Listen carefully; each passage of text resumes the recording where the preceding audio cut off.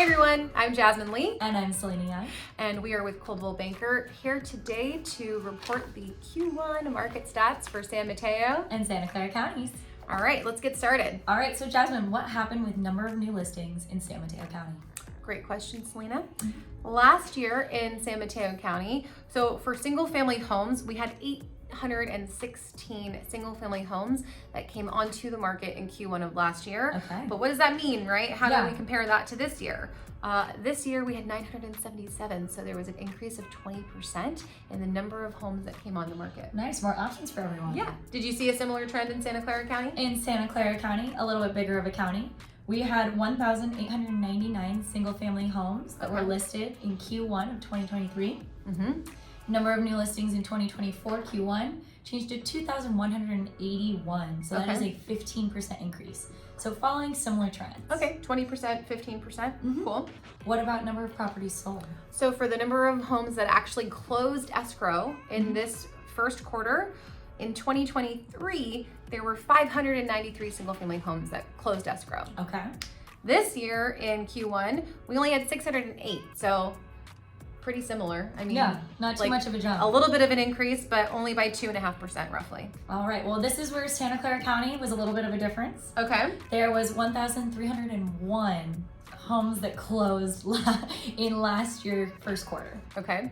2024 Q1, we had 1,437 closed, which is a 10% bump in number of closings. All right. So we've got more sales happening, more homes coming onto the market. That's great because last year we saw a lot of people not selling because of the interest rates being high. They didn't want to sell because then they wouldn't have anywhere to go because they didn't want to lock in a higher interest rate than what they already had in their current home. Almost all of our clients last year that were making moves were for big life changes. Yes, exactly. A lot of our clients had families that were getting too big for their homes, so they had to sell the starter house and upgrade to the bigger home. A good home to have. Yes, that was a very good time for them last year. I'm sure it was uncomfortable for them to move with their growing families, but nonetheless, they were champs. Absolutely.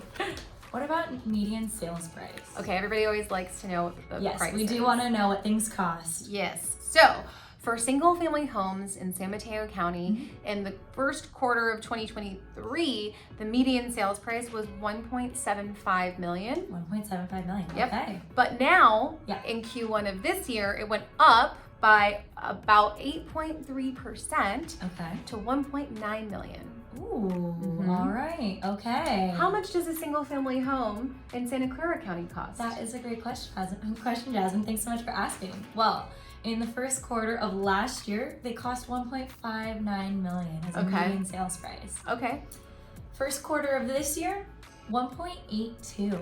Wow. I know, so it's a 14% increase. Okay, so I have an 8.3% increase in San Mateo, and you have Santa Clara's on fire. Okay. So when people talk about the market, you guys, a lot of people have been saying, oh, the market's slow. Don't listen to them. Because look at the prices that we just reported. The prices have just increased by 8.3% and 14% in the respective counties. Okay. What about median days on market? How long was everything taking to sell? Last year in Q1, pretty fast. They were taking 14 days. 14 days was the median days on market, and that actually went down to 10 days. So 10 days these homes were selling for 1.9 million, and that's pretty fast actually. It is. I mean, if you're a buyer out there, you got to be ready to move. Once you see that house, you got to write it up. Pull the trigger. Yep. In Santa Clara County, we saw similar trends. For single family homes, Q1 of 2023, we went from 11 days on market to 8 days on market. Wow. So that's a 27% drop. So if you did not see it in that first week, chances are it's gone. Probably gone. Yep. But what about condos and townhomes? Because that's a very different story sometimes. Totally. Condos and townhomes. In the past, we've seen the condo townhouse market follow similar trends to single family, but that's not always the case. So let's take a deeper look and see what's going on. Tell us about San Mateo County. San Mateo County, in Q1 of last year, we had 285 new condo and townhome listings come onto the market in the first quarter. Okay. And this year we had 388. So that's a 36% increase in number of new homes on the market. Dang, okay. Well, in Santa Clara, we saw similar trends. Okay. From 838 new listings in Q1 of 2023 to 1,080. So that is a 29% Okay, increase. wow, Yeah. 29% increase over there, 36% increase over here. All right. What about the number of homes that actually closed escrow? That is a great question, because not everything that listed Sells. Right. So we had 586 properties that sold in Q1 of 2023. 664 sold in Q1 of 2024. So that is a 13% increase in number of sales in Santa Clara County. Okay.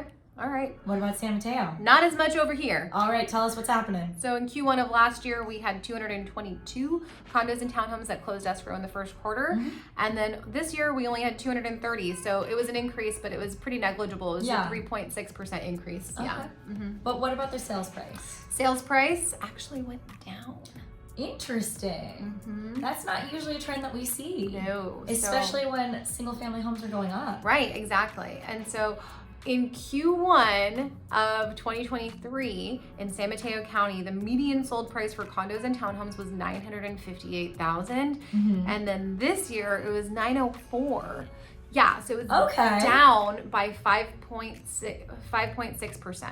Wow. Okay. Santa Clara County was not following similar trends there. Okay. What did you guys see? We went from not a median sales price of $900,000 to $953,000. So that is a 5.83% increase. So we took your decrease. Yeah, they basically took all of our sales, or all of our appreciation.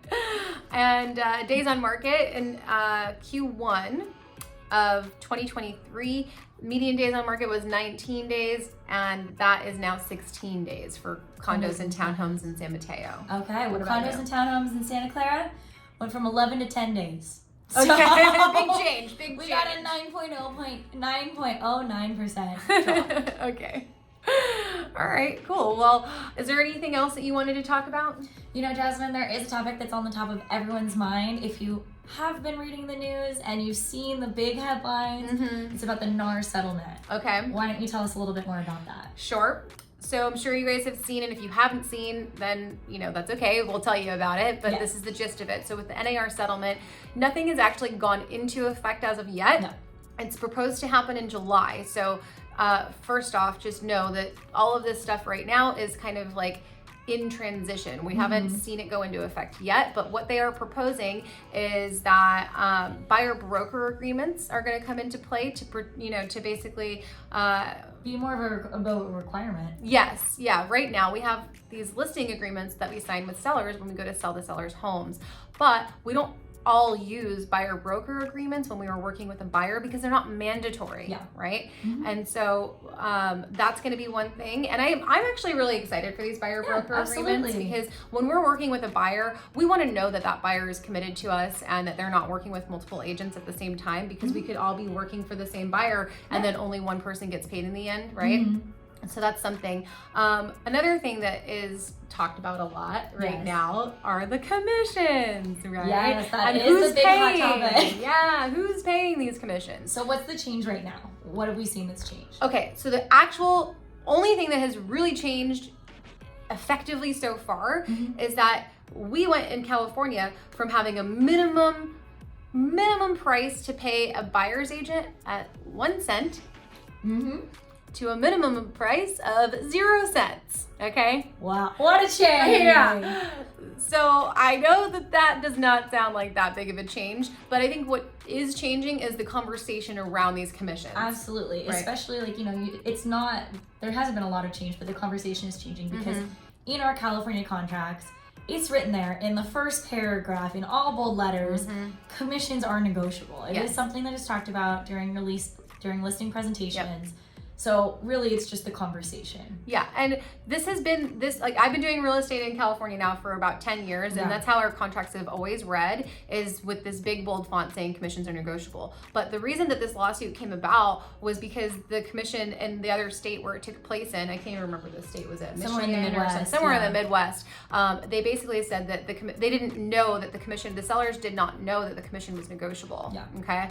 And for us here, it always has been. And so that's really the only effective change that we've seen so far that's taken place, is that it went from 1 cent minimum cooperating fee for the buyer's agent to 0 cents. Yeah. Okay. And what are some of the proposed changes? So some of the proposed changes are that the buyer is going to have to pay this buyer's agent commission instead of the way that it works now, where sellers are typically paying it from their proceeds.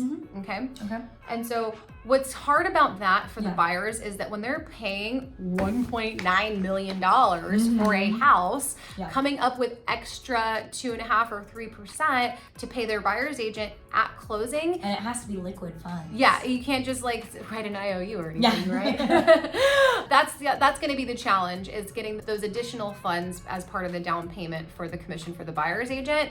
But what they could do is negotiate it. Yeah, absolutely. Right? They could negotiate it into the contract when they write their offer, and then they could say, hey, you know, Mr. or Mrs. Seller, will you pay the buyer's agent commission? We'll pay you X price for the house, and will you pay it out of your proceeds? That's always it's always a topic for negotiation if the sellers are not already offering the commission, right? Yeah. What's one of the other things? You know, a buyer could always walk. They could say like, hey, I only want to look at homes that a seller is offering a buyer's agent commission. If they're not, I'm not interested in it. But how are they going to know that? Because if with this settlement, if it goes through, then all of the commissions are not going to be visibly posted like they are right now on Zillow and Redfin and Trulia. And that's a really interesting topic too, because a couple years ago, there was a lawsuit about how our commissions were not transparent enough, which is why they ended up on the internet. Yes, and now they're going to be taken away. So we'll see what happens.